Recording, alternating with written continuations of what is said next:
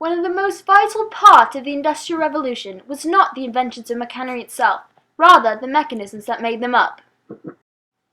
The cotton gin, the loom, the first sewing machine, and even steamboats would not be able to function without these mechanisms of industry. Eli Whitney was the first man to come up with such machinery. He invented a drilling machine, as well as a milling machine that cut metal objects into identical fashion, establishing what was known as interchangeable parts.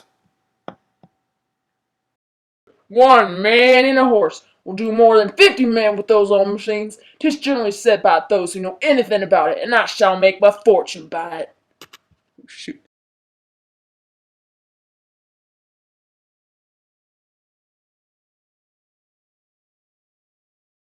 The significance of his invention was so revolutionary because it sped up the production and made repairs so easy that even workers with a low skill level could produce it. Whitney's interchangeable parts was first used in the construction of guns. However, within a few short amount of time, his mechanization took root in other industries as well.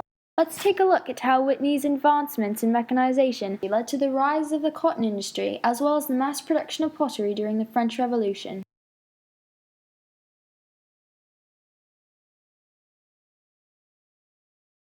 Cotton came, one of the most vital crops that grew in southern areas of America before the 21st century. Hundreds of plantations were set up growing cotton for much of the population's clothes. Picking cotton was often difficult and long-lasting job, and even worse, separating the cotton seeds from the cotton balls was painful, slow, and inefficient. Soon the separation of cotton seeds became more simplified and efficient with the help of Eli Whitney, not only the inventor of interchangeable parts, but the creator of revolutionizing the cotton gin. A worker would feed the freshly picked cotton into one end, and with one crank of the handle, the fine brushes would separate the seeds, producing clean cotton out the other end. However, not many farms could afford to buy this machinery or the skill to produce such a machine. This was where Eli's interchangeable parts came in.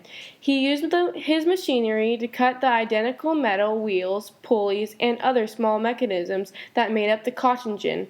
This allowed unskilled farmers to build their own.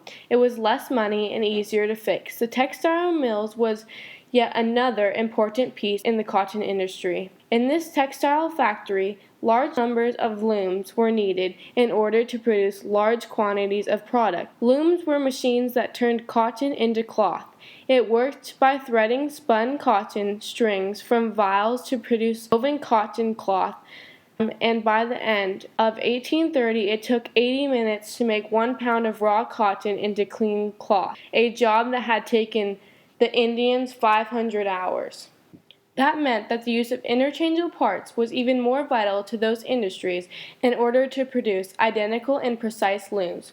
Toyota, a famous and successful car brand today, used automated looms in the mid-20th century. Their first successful car model was called the Tsukichi Toyota in Japan. It used the 3G automated loom like the ones in the textile mills to switch the gears and turn off or on the brakes. The interchangeable parts helped Toyota to create a quicker, more accurate, and large amount of cars in the Industrial Revolution. Mechanization in the industry helped create the mass production of pottery because it offered two advantages. It first increased productivity for the manufacturer and lowered prices for the consumer. The lower prices for the consumer was because they could produce higher quality pottery faster using less labor, which would reduce the cost of production. Like other countries, Britain had many small pottery workshops where craftsmen made a few plates and cups at a time. Much of this activity took place in part of the Midlands that possessed good clay, coal for firing, and lead for glazing. There, Josiah Wedgwood, the son of a potter, started his own pottery business in 1759. Wedgwood's most important contribution lay in producing ordinary porcelain cheaply by the means of division of labor. Wedgwood subdivided the work into highly specialized and repetitive tasks, such as unloading clay, mixing it, pressing flat pieces, dipping the pieces in glaze, putting handles on cups, packaging kilns, and carrying things from one part of his plant to another. He invested in toll roads and canals so that special pottery clay found in southwestern England could be economically shipped to his factories in the Midlands. In 1782, the naturalist Erasmus Darwin encouraged him to purchase a steam engine. The engine that Wedgwood bought was the first to be installed in a factory. These were radical departures from the age-old methods of craftsmanship, but the division of labor and new machinery allowed Wedgwood to lower the cost of his products while improving their quality and to offer his wares for sales at lower prices.